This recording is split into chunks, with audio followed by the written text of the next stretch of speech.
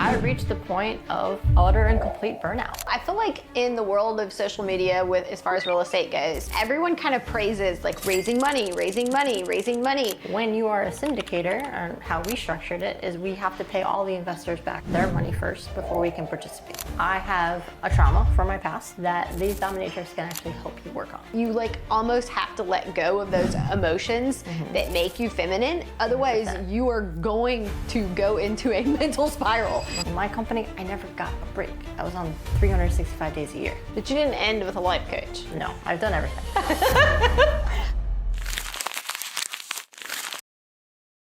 I'm here sharing inspiring stories about fearless entrepreneurial women to help encourage you to live your life unapologetically. I'm your host, Heather Blankenship. Welcome to the Unapologetically Me podcast.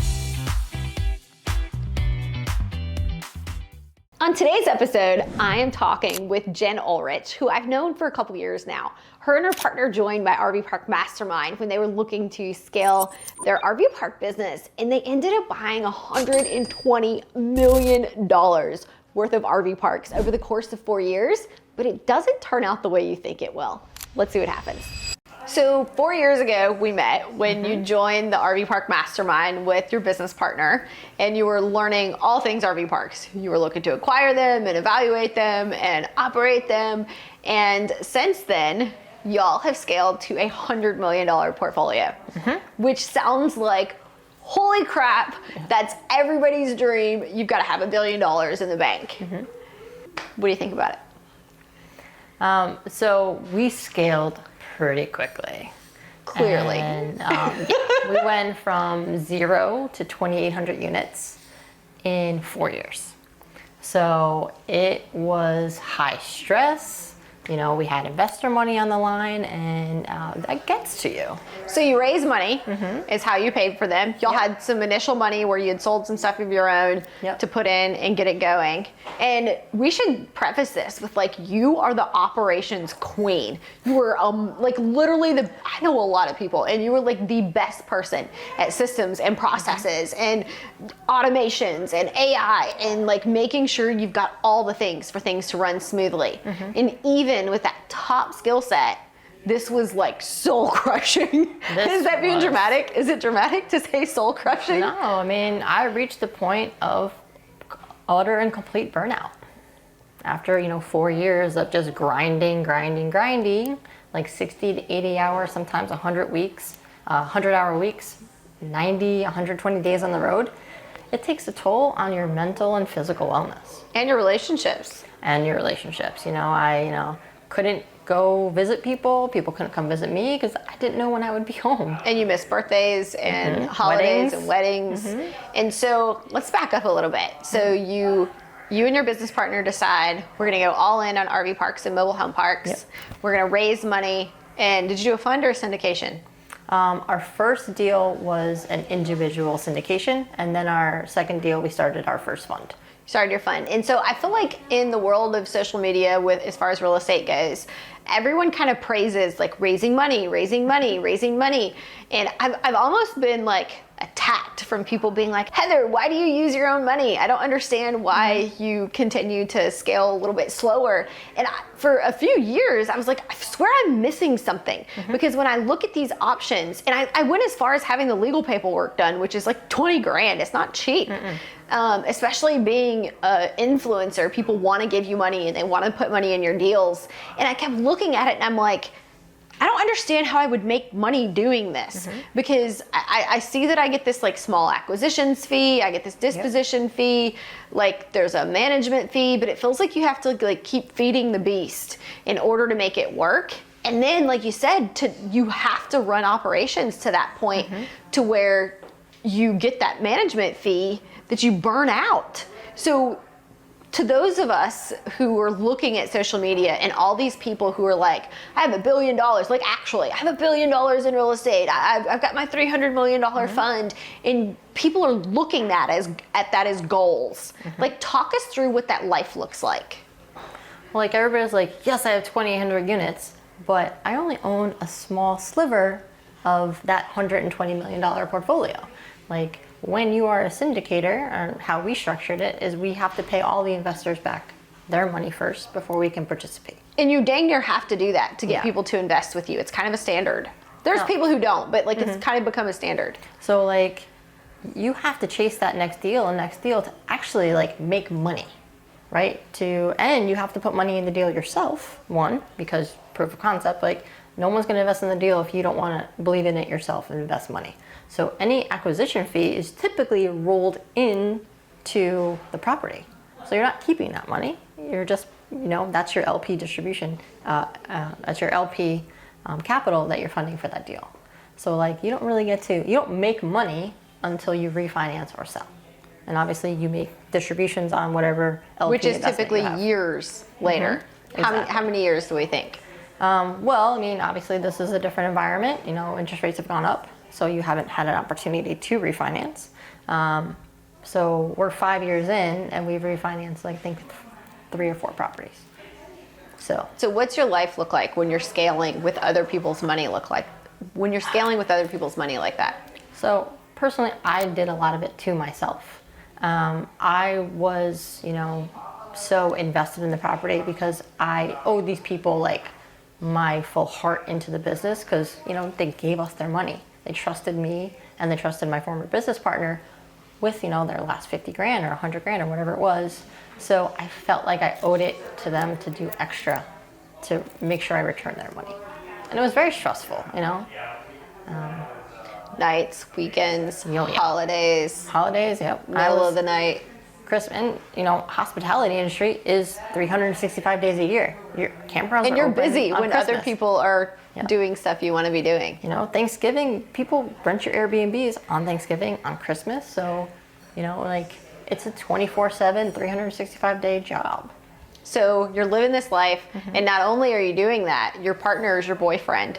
So y'all are kind of always on with this topic, and neither one of you are ever really off. You're kind of been going in separate directions because he's running acquisitions, you're running operations, and so what happens? It's hard for us to have a line, right, or a boundary, right? The lines for a relationship versus business partnership were very blurred. So that took a toll on... I actually think when people tell you there isn't that, they're lying. Yeah. Because it's impossible. Especially for the two of us. We're both go-getters, both of us. Like, we're both like, oh my God, this is so cool. Oh my God, this is so cool. So, like, we fed off each other that way. But then, like, I wanted to turn it off. And, like, I just need, like, to be on the couch for a minute and just, like, zone out. Like, not answer Slack, not look at emails. But he was not of that mindset. So we kind of butted heads there. Then what happened?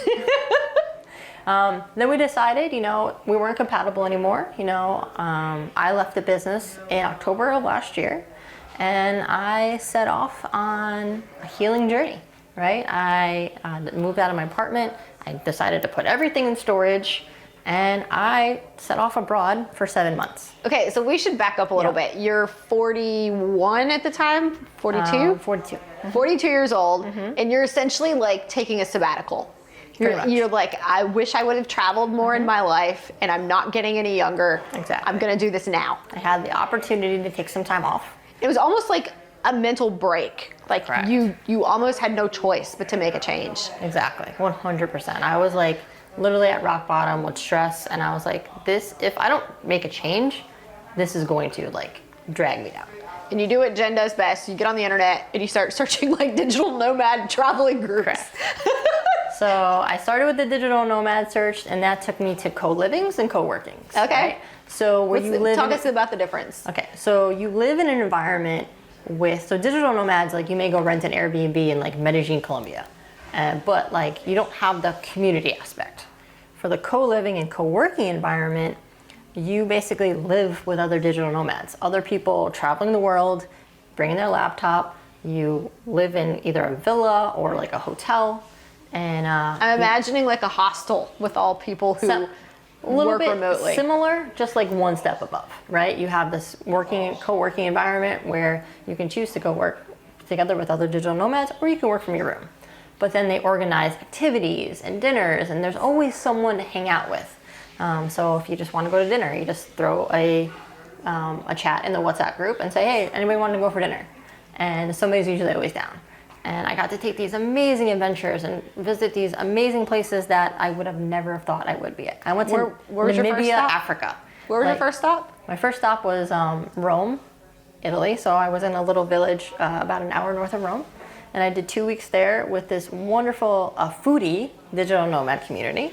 So like we made gnocchi, and from a chef in Italy taught us how to make homemade gnocchi. I love that. And we went to a bunker and we went to hot springs, and it was just so much fun.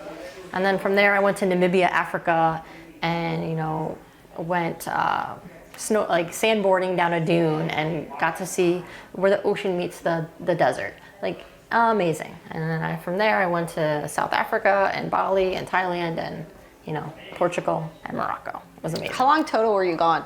It's almost a year. So I did 2.5 months, came back to the US for a month, and then went back for 3 months. Okay, so it's been 6 months. It is like a total of 7 months. Okay. And it's been, because it took you a little while to leave.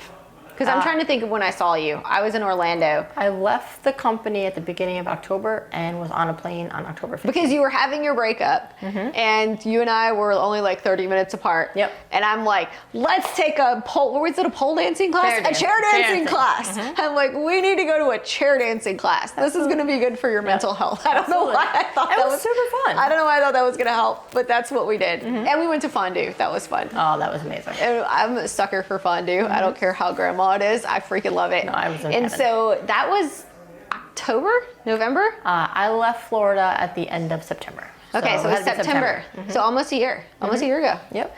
And traveling alone wasn't going to heal you, but it was the beginning of your journey. Well, I had to set intentions. I got a life coach, which was amazing. She opened up my eyes to things that I wasn't aware of before. She was, and I was just begging for community. Like when you put your head down and grow your business, and like you don't see your friends and don't hang out with other people, you miss that sense of community. And I was really missing that. It was very lonely. It was a very lonely 4 years, and that was, of course, by choice. I put my head down. I chose not to go to weddings and go on the road and, go to our properties. And you also learn like the hard lesson of when you don't show up for people, they don't really show up for you either. Oh, 100%. Yeah, I saw this reel one time that was talking about like you want this community and you're asking where your tribe is, but are you behaving like that to anybody? 100%. And when you're doing that, you can't. It's not even like you're at home and you're choosing something else. It's not optional when you sacrifice those things. Absolutely. So you hire the life coach. What happens next? So she teaches on a book by Rhonda Britton called Fearless Living. So I had to identify like where my triggers were and where they came from my childhood. So I had these childhood things that were coming up in my personal life that would like send me spiraling. So I had to understand what triggered me and then what I can do to combat that. So that was extremely helpful. I'm like, okay, here's what's happening, and now I know, and here's what I need to do to combat that.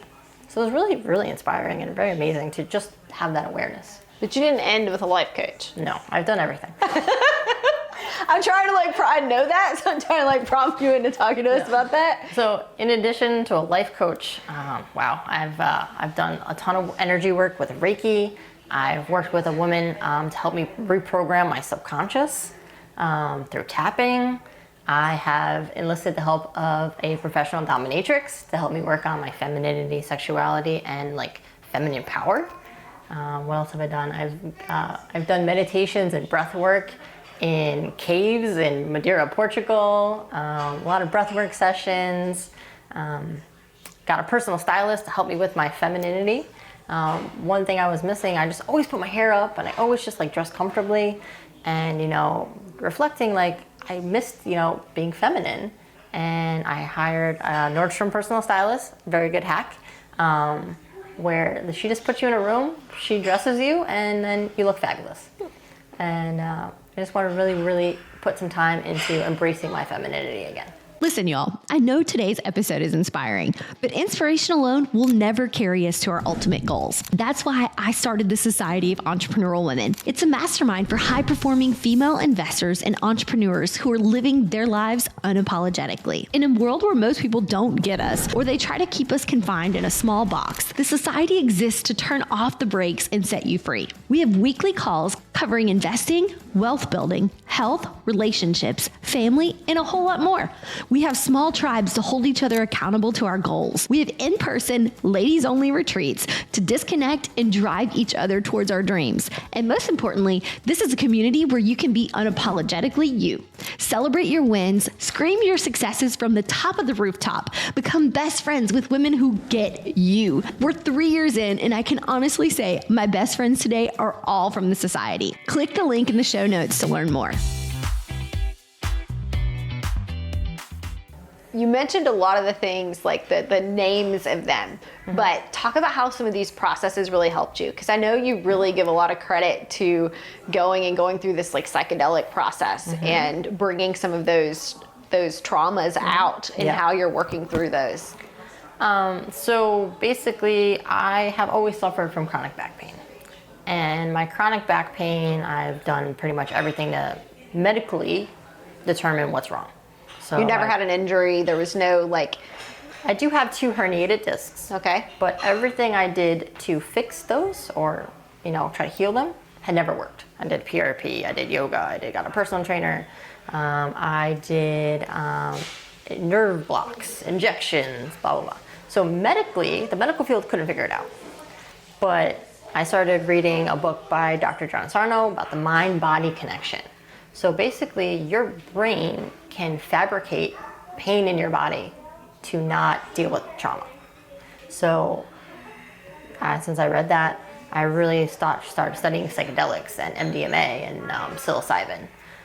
So I have been lucky to participate in a few psilocybin and MDMA sessions with a therapist. For those who aren't familiar with that, what does that mean? So basically, psilocybin is magic mushrooms. So basically you take a nice dose and you're in the session for 6 hours. And you're in a controlled environment. I personally do it only for therapeutic purposes. So I'm in her office for 6 hours. And she's a trained, licensed therapist. Correct. And you do that because, in case something goes wrong. Correct. If it went bad, I want somebody there professionally for me to steer me the right way. So she... And this should be somebody that you really look into because you're putting a lot of trust in this person. Oh, 100%. And how they're influencing you and what they're doing to you while you're in this state. Exactly. And 2 people had recommended her to me. And she does a very thorough intake form, and you have a call with her prior. So I felt very comfortable with her. And she lets you decide how you want the session to go. Like you could just put an eye mask on and, let the medicine do what it needs to do. Or you can have them, what they say is poke the bear, right? Try to get you to identify something or release a trauma. And I learned so much about myself that's in my subconscious because the psilocybin really gets access to that part of your subconscious that you repress. So from childhood, I had repressed a lot of stuff. So I was able to identify it and work through it with my therapist, with my life coach, and really heal those parts of me. Which has now led you to a dominatrix. Yes. So I took a dating boot camp in May. Oh, we should start there. That's right. Do you want to start with that part? Yes, I love that. Yes. Okay. So in May, actually, when I was abroad in, Callan Faulkner, I'll start there. I had a call with her in in September of last year. You decided to take an AI course, and you met Callan Faulkner through that. Well, actually, I was thinking about land investing. Yes, that was it. Right. That was it. So I was thinking about land investing, and I had a call with my buddy Kevin, and Kevin said, if you're really thinking about this, have a call with Callan. So I jumped on Does Callan do AI and land? She originally started with land. Okay. So I jumped on, I paid $200 for a call with Callan. She had just recently gone through the same thing. Broke up with somebody, was starting her company, really reinventing her identity because my identity was tied up into the business. So I was at a point where I'm like, who am I without the business? So I had a call with her. She had recommended Breakup Bootcamp by Amy Chan. And I, read the book, did her online course, really found that really amazing, and like even just pinpointing your core values and where your previous significant other stacked up against your own core values. That was very eye-opening because some of my partners didn't meet my core values. And you kind of kept choosing the same thing, right? Yeah. In her workshop, so I ended up taking Amy's dating bootcamp in May, and she has you identify your previous significant others and see if there's any patterns. And there was. Surprise, surprise. So there was. I started dating the same guy. I dated my dad twice. Not actually. Not yet, but traits of my father, I dated twice. And I'm like, oh yeah, that's probably the wrong person to start dating again. But that was extremely informative. And then when I was looking at Amy's website for the dating bootcamp, she had a female dominatrix on the website as a speaker and talking about feminine power. So I had looked up the dominatrix and was looking at her website, and I had just jumped on a call with her, and she encouraged me to take one of her online courses and then perhaps have a session in person with a female dominatrix in New York City. Somebody she recommended or her? Somebody she recommended. Okay. And I have a trauma from my past that these dominatrix can actually help you work on. Ladies, it's time to redefine the conference experience with the Society of Entrepreneurial Women Retreats. Step inside a world tailored for women just like you, where you can lead, learn, and unwind in style. Our retreats offer everything from insightful investing sessions to fun activities like salsa dancing, boat cruises, food tours, and so much more, ensuring you come back not just inspired, but truly refreshed. Join a community that celebrates you wholly and supports your every endeavor. Ready for a retreat that changes the game? Visit the link in our show notes and find out how you can be part of this exclusive experience. So let's start over. Mm-hmm. People are usually familiar with the word, but they don't always know exactly what a dominatrix is. Okay. Like, I think the ideal image not ideal, but like common image people come up with is this lady like half dressed in some black leather with her whip, like beating some tied up dude with something in his mouth. And like, it's like the cultural image we see, right? Yep. And so somebody's gonna be like, how is that woman gonna help me through my trauma, right? So talk through what made you want to seek out this dominatrix to begin with. Back to, reframing my identity, right? I had, been super masculine, because in property management business, You have to be. you have to bring out the masculine because, you can't And let even if you're not residents like take- intentionally doing it, it's so much crap 100%. that you like almost have to let go of those emotions that make you feminine. Otherwise, 100%. you are going to go into a mental spiral 100%. because you feel like the complaint department, like this is on fire. There's a sinkhole over here. 100%. This roof is gone. Plus, you don't want these vendors to take advantage of you. Yes. So your masculine has to come out, right? You're the boss. So I just lost touch with my feminine side. And in reclaiming my femininity, female dominatrix exude sexuality. They exude feminine power. So one of the reasons. So do you think the power that they have is what attracted it to you? Because a lot of times that feminine trait is considered below like a masculine trait or somebody who's weak.